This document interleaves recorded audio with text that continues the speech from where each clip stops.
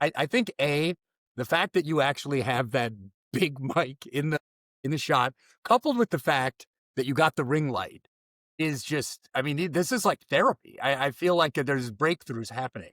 I can't like keep this mic here, right? It just No, I don't. I'm telling you, it looks good. The mic looks good. I mean, it looks a little bit sexual. I had to go heavy deadlifts this morning to prep for this. Yeah. Al sent me about an hour ago a video of him wearing some sort of tank top in his basement deadlifting. I was feeling very inadequate. Well, I guess I just had to prep for our attempt to record episode 2 here today. Why don't you talk about the process of naming the podcast?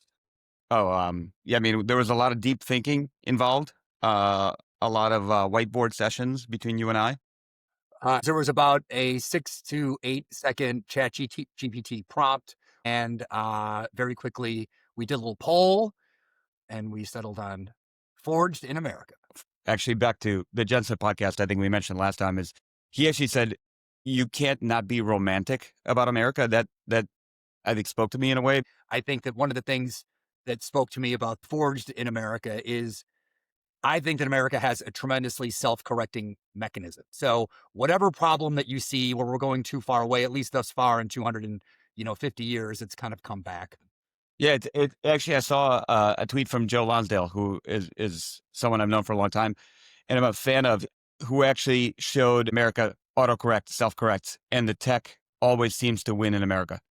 It's kind of the beautiful equilibrium. I think that in our first episode, which was clearly unplanned and, we were just kind of riffing, one of the themes that we talked about vis-a-vis entrepreneurship was, okay, you got to have grit. You have to have perseverance. You can't give up. And that is all true. But we also mentioned the dark 5%, right? 95% of businesses fail. Today, we want to tell you a little bit about Al's business and my business and the big decisions that we got right that allowed our businesses to actually succeed. Because one thing that I don't see a lot discussed is when you get big decisions right, you can get a million little decisions wrong.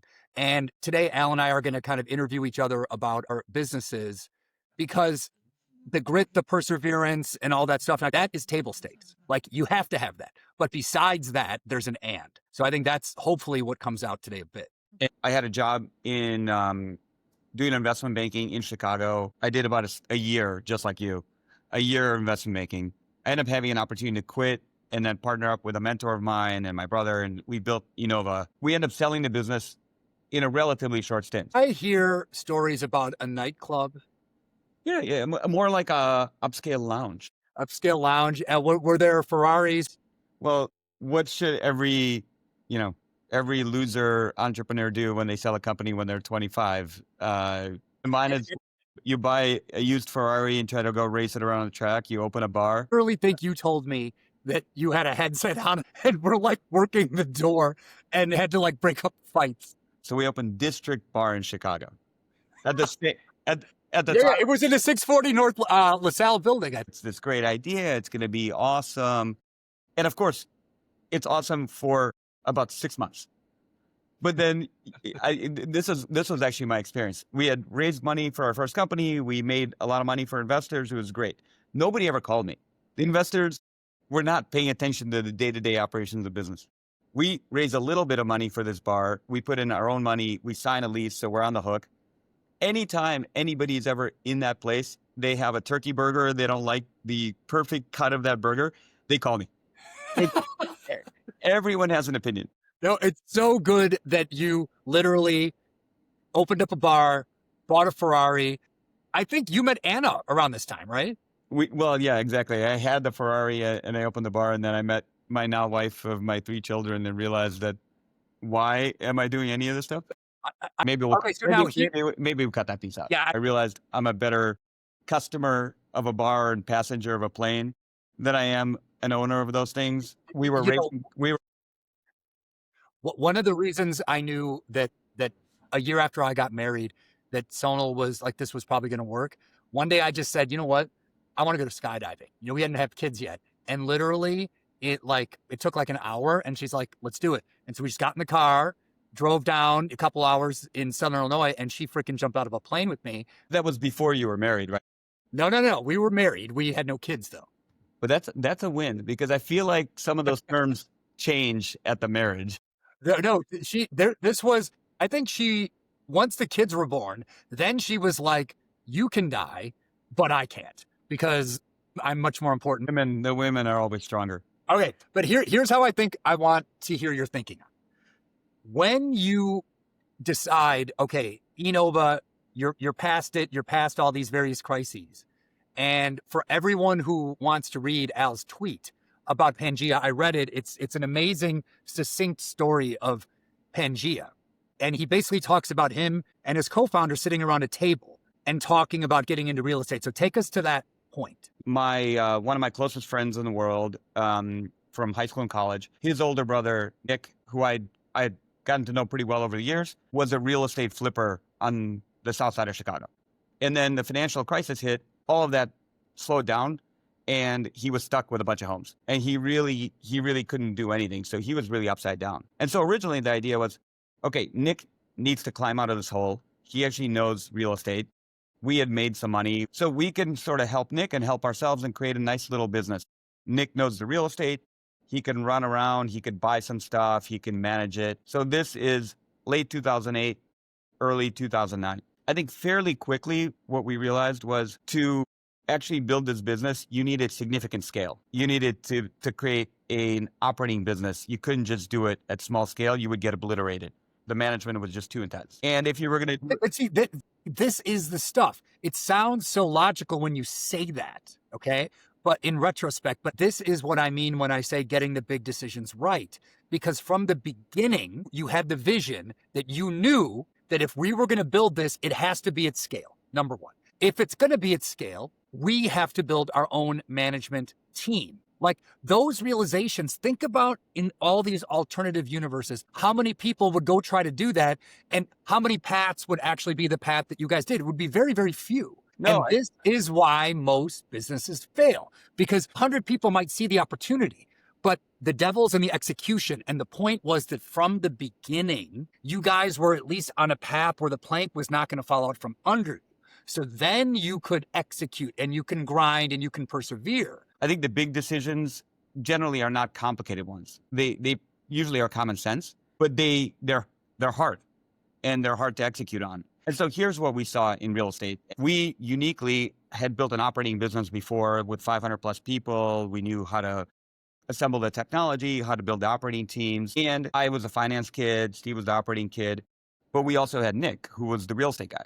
And Nick actually understood about the process of, okay, how do you do construction? How do you find properties to buy? So we went back to our old investors that we had thankfully made a lot of money for in Enova. Enova, we raised $3 million and change of equity capital. We've returned $240 million to our shareholders.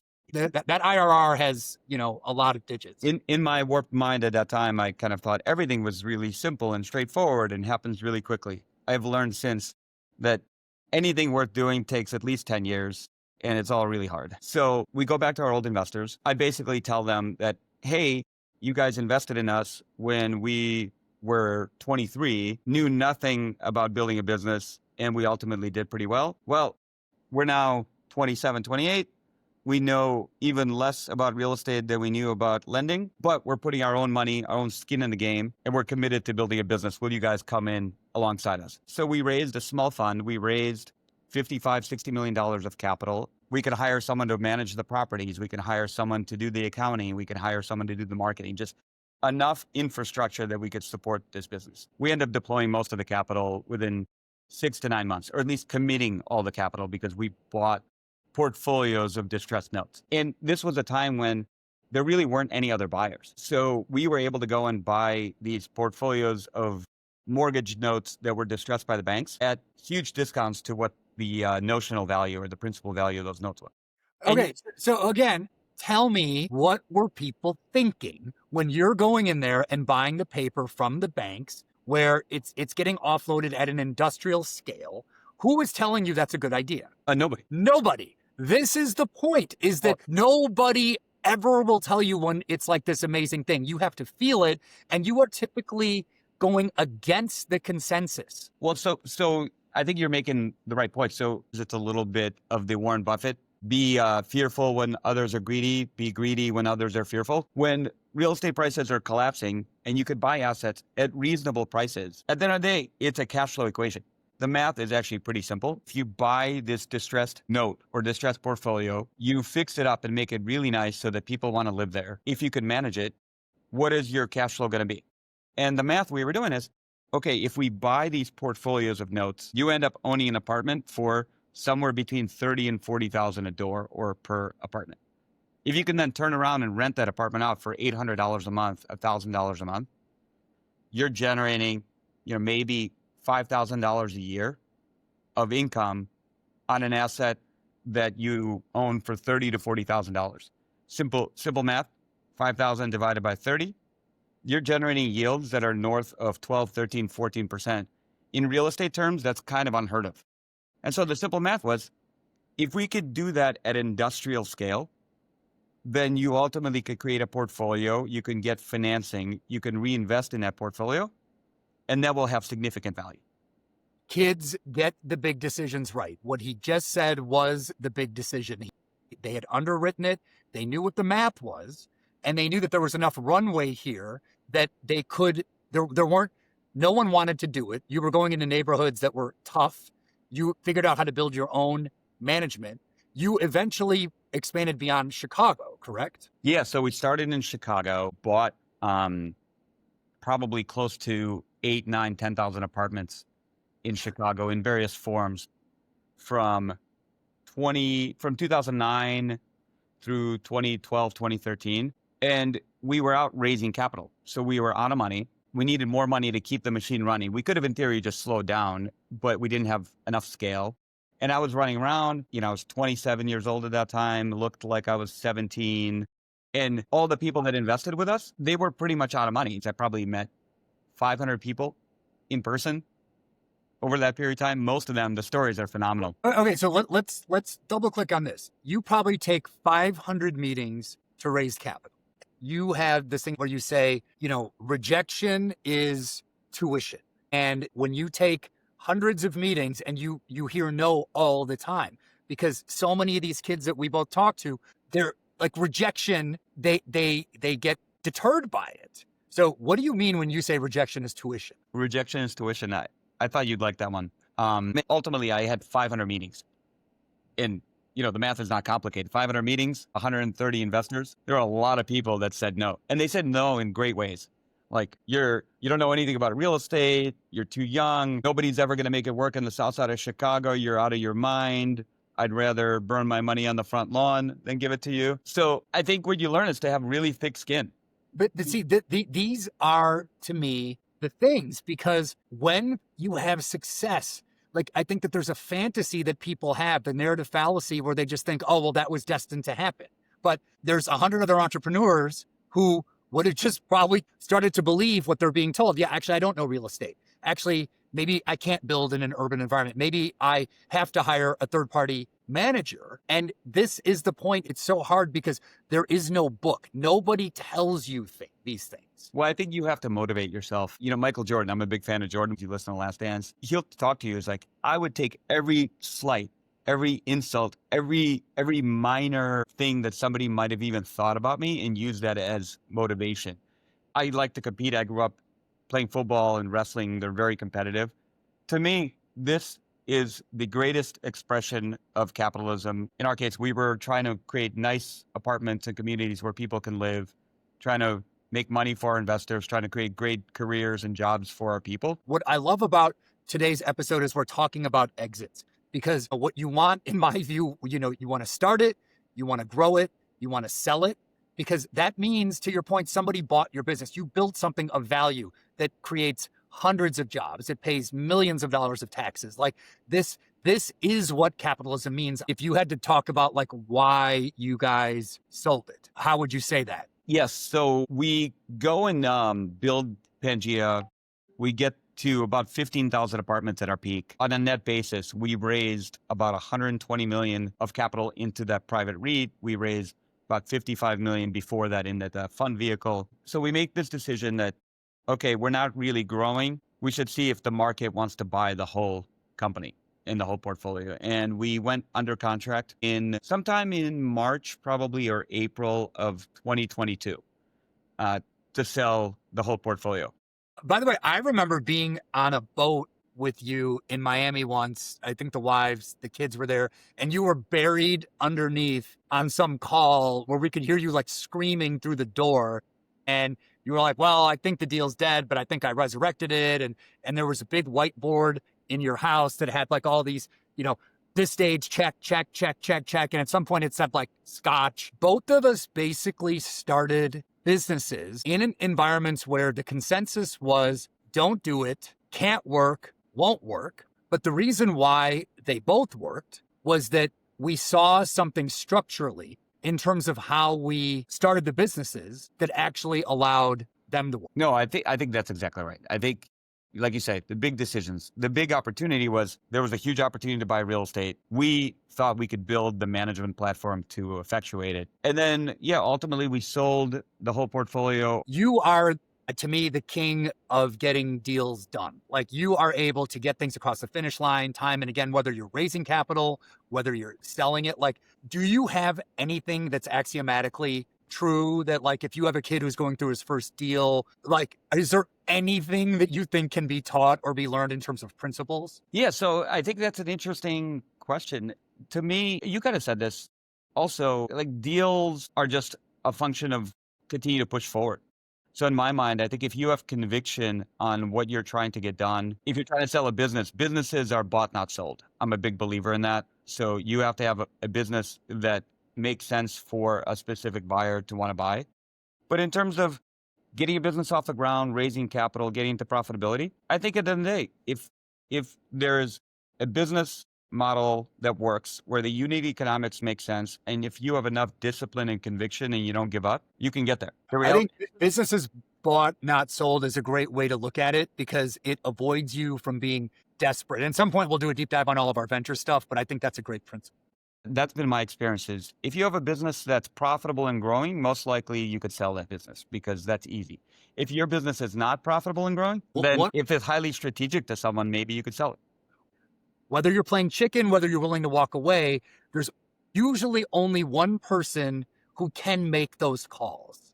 And if you have a successful team that follows you and they have that loyalty, I think for you, it was the exact same thing. Well, I think we're in good company there. Unfortunately, if you make the wrong call, you have to wear that as well. So you have to be willing to take that risk. For better or for worse, I think, like you, I enjoy the process and the challenge, and you're not always right, and you have to be okay with that.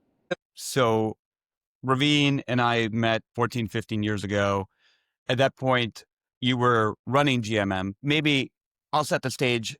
What was the big idea that you saw, and how were you going to take advantage of it? I would say the big thing, in terms of the theme that we're talking about, getting big decisions right.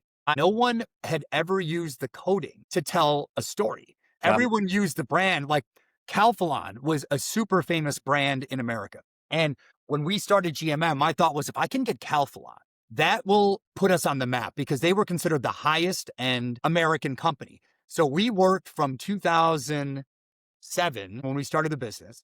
And I worked for almost 2 years flying down to Atlanta constantly to talk to Calphalon. And eventually I convinced them that the few guys that we had hired, our tech was as good or better. And we had a marketing story. We said, here's how you can market the GMM product to actually enhance your salesmanship. So I guess just to get the timeline in my mind. So you start the business in 2007, just in time for the financial crisis to start hitting a few years later, which is fun. And what's so great about that is in the midst of getting the Calphalon account, we got a PO verbally in 2008, fall. And within a month, they canceled the PO because of the GFC. And they're like, sorry, everything is just for anyone listening, purchase order and the great financial crisis. So what happens? So you get the purchase order, you feel good for a minute, business is going, financial crisis hits. So it got to the point where we were running out of capital. Literally, I remember that email coming in and getting the PO that saved us, where we had used our luck, charm, whatever it was. We got that first PO from Calphalon and we delivered. not the good, if there's a good thing about the coatings business, it's that when you get a good client, you are talking about millions of dollars of sticky revenue, in some cases, tens of millions of dollars of sticky revenue. As a sales guy, one of the best things you can ever have as a sales tactic is telling a potential client about who else you're working with. Because suddenly it's like, oh, you're supplying to Calphalon. Yeah, the proof points. Always use those proof You points. must be really good. And so we took these two concepts: one, natural nonstick coatings, and number two, claims-based marketing. And three, that no one was really making it easy to talk to the American. And I built an American sales team. And those 3 points allowed us to literally sweep the American market. We got customer after customer after customer after customer. And this was the fun part of the business, because from probably 2010 through 2015, I was really never in town. Well, I think that's kind of when we met. You were traveling all the time. Yeah. But the business was doing really well. That's what I was observing. Something that I've really lived that I saw put in writing was amazing was Ben Horowitz in The Hard Things About Hard Things, which is one of my favorite startup books. He says, people, then products, then profits. Yep. And that to me is such a good mantra, because once you've got the people, we had the good products, within a couple of years, built a second facility in India. India, I remember this. Okay. Yeah. We built the facility in India, and now I'm sitting in Chicago, CEO of a business where we've got operations in Hong Kong. We've got a plant in China. How many people in total in the company at that time? 250, I would say. The way you have the Goldstein Mafia, there's a Gandhi Mafia and I took one of my key guys, sent him to India, and I said, you're going to do this. And India just blew up. So we're in YPO forum together, and we're talking about businesses. And I remember you came and presented about how you're going to sell your business. This company called Resonac, like the General Electric of Japan. And they had engaged PwC to buy what they considered to be fast growth, mid-market chemical businesses. So they like the idea. They like your humility. And what happens? They wanted to buy US dollar-based businesses. GMM was viewed as a wholly American situation. Why did you decide that, okay, now is the right time? I was taking 14 to 16 hour flights routinely to be in country for 24 hours and come back. I remember my oldest son being on an iPad, and it's like, oh, he's crawling. Hi, daddy, like on the screen. Or then when Pierce was born, and, it was like the first words, and not being around when your kids are little, it sucks. It was a miserable due diligence process. And Resonac, I think they had something like 25 or 30 people working diligence. I mean, it was such a brutal process. Get to 4 months into diligence, and suddenly they try to retrade us. And I remember this. And I remember, we fly to Japan. I get to Tokyo probably 6 times during this process. And I remember deciding we have to walk away. I literally was like tearing up as I pressed send. I thought, like, it's over. We'd worked so hard, and I killed the deal. But it was a very well-written email that I think left a slight door open for them to come back. Well, I didn't think it was going to happen, but I remember I was with the kids. We were taking bets. On our end, we were taking bets. Yeah, and I remember my phone ringing at like 7 p.m. I saw the 81 country code. I was like, oh, shit. And I answered, and it was the guy who is the CEO today of Resonac. I love this guy. Resonac is a big company, right? Oh, yeah. Multi-billion. It's huge company. And he said, okay, tell me what you want. Tell me what you need. And I said, I need this, I need this, I need this. Within an hour, I got a message saying, I think we're good. It's just got to be surreal, but you're feeling confident. I enjoyed that pressure. I enjoyed the process. And I know you do too. And finally the wire shows up, and it's just this feeling of complete anticlimax. It's for sure. Yeah. You talk about the adrenaline buildup is the fun part, right? And then you come down from that adrenaline. And I think they talk about this. They're like military guys. I have a lot of friends who are SEALs. I'm clearly a fan of warriors that go through that. They actually talk about this all the time, is that during the battle, you're at this super heightened level. And then immediately once it's over, you just kind of like come down to When you achieve the thing you want to achieve so bad, it does not live up to what you thought it was going to be. And that's true whether you go public, whether you make a 8, 9, 10 digit amount of money. Like, it's never great after a week or two. it's almost like you have to embrace a stoic mindset. Ah, yes. When you're approaching things. So Anna, my wife, laughs at me just cringingly whenever I say anything like that. The only other funny story that I've told before is we close and basically it's like everyone's drinking. The Japanese have a great drinking culture, and they're Yeah. Not sake. You got to be something more serious, right? Whiskey. yeah. It was a fun closing dinner. There was dozens of people there, and they said, speech. And I probably was a little toasty, and I stood up and I said, listen, you Japanese guys know baseball, okay? And in baseball, it's 3 strikes and you're out. I said, with me, it's 1 strike and you're out. The first time you tell me to do something I don't want to do, I'm out of here. And it's just silence. Yeah. And then they're all like, oh, yes, all right. And they started clapping. Mr. Rabin. They're like, we like this guy. And I think that that's really important when you sell your business is you set a precedent about how am I going to be treated by the parent organization. And for me, one of the big lessons of GMM is this. Everybody said, don't do it. Everybody said, don't start the business because it's a commodity. All these companies are failing. Everything's failing. How are you to differentiate yourself? There's no growth. And it was totally false. Just a couple of things. So you were starting to become a public personality, going on CNBC, maybe CNN, talking about finance and politics, but you were very good at it. So what was the thinking? Well, honestly, the whole CNBC thing started randomly because I had a friend who was a producer in Manhattan who reached out to me. What was crazy was the folks at Resonac, they loved the fact that I was on television. They said, we're a great face of the company. We want to build a platform around you. We can give you a lot of capital to kind of deploy. When I started doing more and more TV, I was surprised about how my clients, they come to a trade show, that's what they want to talk about. Oh, so you sell GMM, but at the time you're still doing more of this venture investing stuff. And then this is the thing we talked about a little bit in the first episode that I actually think would make sense to flesh out just a little bit. You're still working at the company. You're still working for Resonac, and then you decide to make a movie. Yeah, I decided to make a movie. That's what every middle-aged successful entrepreneur decides to do, right? I had 2 very expensive hobbies. I think I spent $1 million making a movie, maybe about $800K after the tax credit, which has now broken even, which was surprising. And I probably deployed $20 million of my own capital into these various startup deals, which again was a little bit irresponsible. The other thing that maybe we should comment about, like a few people were like, is this like the poor man's all in? Is that what we're trying to do here? No, like, no. I don't think so. No. All right, dude. Let me know. I'll send it. Okay.